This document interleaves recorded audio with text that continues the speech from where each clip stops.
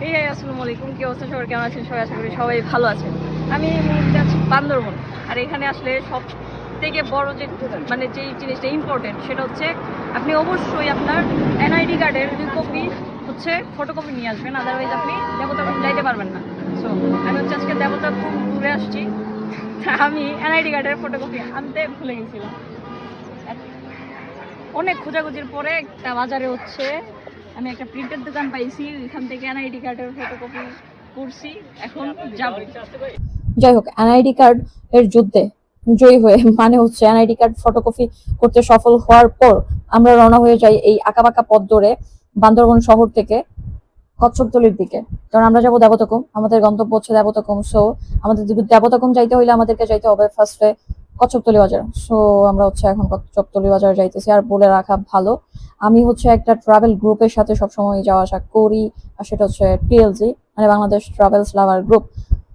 So আমি ওই চাঁদের গাড়িতে দাঁড়ায় যেমন এনজয় করতেছিলাম ভাই, তেমন আমার মনটাও বলতেছিল ছাইরা দেমা কাইন্দা বাসি। কারণ রাস্তা যেই সরু আর যেই স্পিডে এই চাঁদের গাড়ি চলতেছিল, যদি ক্যালকুলেশনে একটু ভুল হয় ভাই, একদম খাদে বইরা জীবনটা হারাইতে হবে। আর আমি এত তাড়াতাড়ি মরতে চাই না, আমার সারা পৃথিবী ঘুরে দেখার ইচ্ছে। যাই হোক, তারপর সত্যি বলতে অ্যাডভেঞ্চার অনেক পছন্দ করি। আর একদমই যে ভয় পাচ্ছিলাম না তা না, কিন্তু অনেক এনজয় করছি। আর আমার পিছনের আপুরা সবাই ভয়ের ঠেলায় বসেই ছিল, আমি একমাত্র দাঁড়ায় ছিলাম। মানে সরি, একমাত্র আমি না, মানে ভাইয়ারা দাঁড়ায় ছিল, তাদের মাঝখানে আমিও দাঁড়ায় ছিলাম, এই আর কি, এটাই বলতে চাইছিলাম।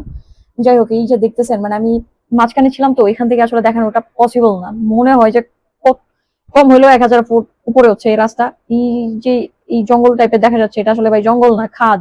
যদি পড়ি আপন প্রাণটা হারাইতে হবে, এই একটা টেনশন মাঝে মাঝে হচ্ছিল। তবে অনেক বেশি ভালো লাগতেছিল। মাঝে মাঝে কিছু ভিডিও করার চেষ্টা করেছি যেন আপনাদের সাথে আমি শেয়ার করতে পারি। যদিও এই ভিডিওটা আমি খুব একটা গোছালো ভাবে করতে পারিনি, তার জন্য অনেক দুঃখিত। তবে সামনে থেকে যে ভিডিওগুলো করব বা আপনাদের সাথে যেগুলো আমি শেয়ার করব, অবশ্যই চেষ্টা করব আরো সুন্দর করে ভিডিওগুলা রেকর্ড করার জন্য। তো এখন আমার গন্তব্য হচ্ছে কচ্ছপতলি বাজার। তো চলুন দেখা যাক তারপর কি হয়।